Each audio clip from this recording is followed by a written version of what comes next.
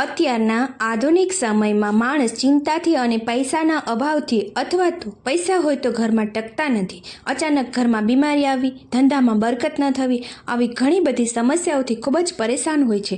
શાસ્ત્રમાં પણ કહેવાયું છે કે ખરાબ સમય પછી દરેક વ્યક્તિનો એક સારો સમય આવે છે, પરંતુ તે સમય ક્યારે આવે છે તે આપણને ખબર હોતી નથી. જ્યારે અમુક સંકેતો એવા હોય છે જેનો શાસ્ત્રમાં પણ ઉલ્લેખ કરેલ છે. આજે આપણે એ જ સંકેતો વિશે વાત કરીશું. જે સંકેતો તમને મળે છે તો સમજી લેવું કે હવેથી તમારા જીવનમાં સારા સમયની શરૂઆત થઈ ચૂકી છે. તો મિત્રો, ચાલો આપણે જોઈએ શુભ અને અશુભ સમયના સંકેતો. સૌ પ્રથમ શુભ સંકેતોની શરૂઆત કરીએ તે પહેલાં કોમેન્ટ બોક્સમાં જય મા લક્ષ્મી જરૂરથી લખી નાખજો, જેથી લક્ષ્મી માતાની કૃપા આપ ઉપર બની રહે. મિત્રો, સારો સમય આવતા પહેલાં જોવા મળે છે આ શુભ સંકેતો. નંબર 1, પૂજા દરમિયાન જો ભગવાનની મૂર્તિ પર મૂકેલું ફૂલ કે પાન તમારી સામે પડે છે તો તેનો અર્થ એ છે કે ભગવાન તમારાથી પ્રસન્ન છે અને તમારી મનોકામના જલ્દી પૂરી થશે. નંબર 2, ગૌમાતાનું આગમન. જો તમારા ઘરે ગૌમાતા દરરોજ આવી રહ્યા છે અને તમારી પાસે ભોજન માટે રણકાર કરી રહ્યા છે તો આ ખૂબ જ શુભ સંકેત છે. નંબર 3, સપનોમાં મંત્રો સાંભળવા.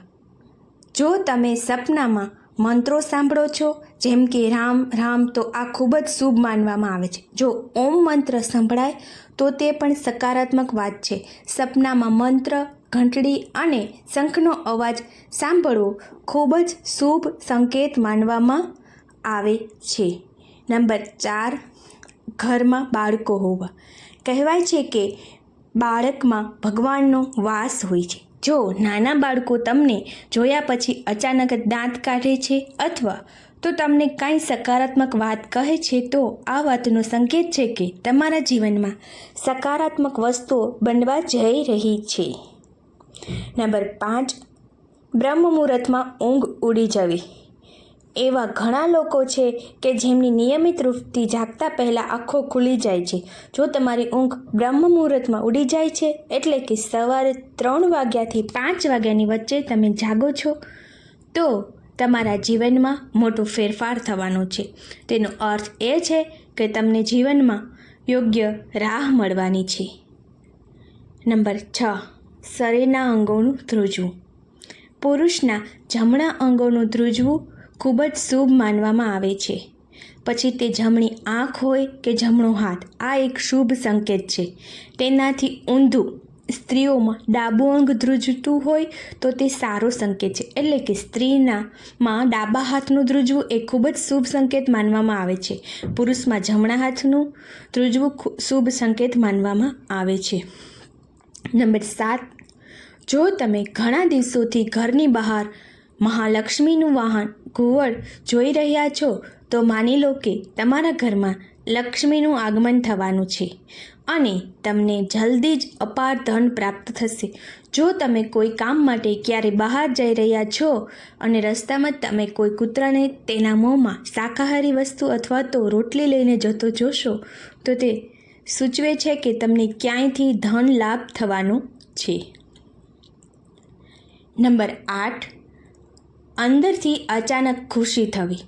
ઘણી વખત તમે જોયું હશે કે તમને અચાનક ખુશ થવાનું મન થાય છે. એનો મતલબ તમારે સમજવું કે ભગવાન તમને કંઈક સારા સંકેત આપી રહ્યા છે. જે રીતે તમને આ સમયે ખુશ થવાનું મન થઈ રહ્યું છે તેવી જ રીતે ભગવાન તમારા જીવનમાં જલ્દી જ ખુશીની પળો લાવવાના છે. તમને સુખનો અનુભવ થવાનો છે. જેટલું પણ દુઃખ તમે તમારા જીવનમાં જોયું હશે તે જલ્દી સમાપ્ત થઈ જશે. આવા સમયે તમારું મન પ્રફુલ્લિત થઈ જાય છે. નંબર 9, કાચબાને જોવું તે શુભ સંકેત છે. ભગવાન વિષ્ણુએ કશ્યપ અવતાર લીધો હતો. જો તમને સપનામાં કાચબો દેખાય તો તે સૌભાગ્યની નિશાની છે. કિસ્મતના બંધ દરવાજા જલ્દી ખોલી શકે છે. કોઈ દિવસે જો તમને તમારા ઘરની નજીક અથવા તો રસ્તા પર મોર જુઓ છો અને તમે મોર નાચતો જુઓ છો તો તે દિવસથી તમારા સારા દિવસો શરૂ થશે. મોર જુઓ એ શુભ માનવામાં આવે છે. નંબર 10, જો તમે કોઈ કામ માટે વહેલી સવારે ઘરેથી નીકળ્યા હોય અને રસ્તામાં કોઈ નવા વર કન્યા દેખાય તો સમજવું કે તમારો સારો સમય શરૂ થવા જઈ રહ્યા છે. તે સારા દિવસોનો શુભ સંકેત માનવામાં આવે છે. નંબર 11, હાથમાં ખંજવાળ આવવી. સ્ત્રીના ડાબા હાથમાં અને પુરુષના જમણા હાથમાં અચાનક ખંજવાળ શરૂ થઈ જાય છે તો તે પણ શુભ માનવામાં આવે છે. તેનો અર્થ એ છે કે તમને કોઈ પણ સમયે આર્થિક લાભ થઈ શકે છે. નંબર 12, શંખનો અવાજ સાંભળવો.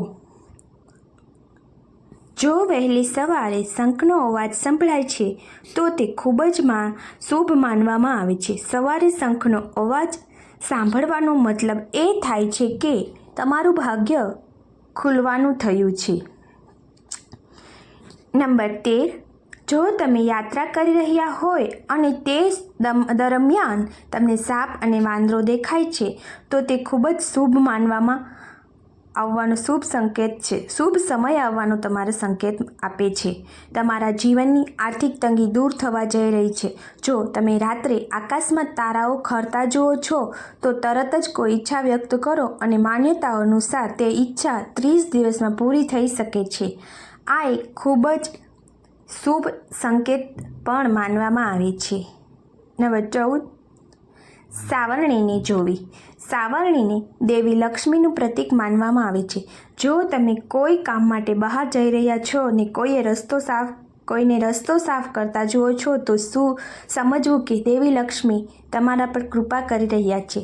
તમારા ઘરની સમસ્યાઓ દૂર થવા જઈ રહી છે અને તમને ધન પ્રાપ્તિ થવાની છે. નંબર 15, જો ઘરમાં અચાનક એક જગ્યાએ 3 ગરોળી દેખાય તો તે ખૂબ જ શુભ માનવામાં આવે છે. આ દેવી લક્ષ્મીના આગમનનો સંકેત છે એવું પણ કહેવાય છે. જો ગરોળી એકબીજાનો પીછો કરતી જોવા મળે તો તે ઘરની પ્રગતિનો સંકેત છે.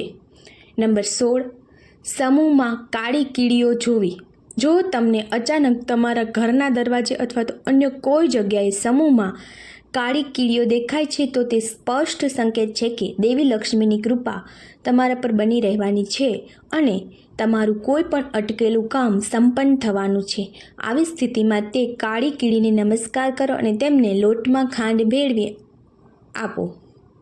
નંબર 17, પાણીથી ભરેલું વાસણ જોવું. જો તમે કોઈ મહત્વપૂર્ણ કામ માટે ઘરની બહાર જઈ રહ્યા છો અને કોઈના હાથમાં પાણીથી ભરેલું વાસણ દેખાય છે તો તે પણ એક શુભ સંકેત છે.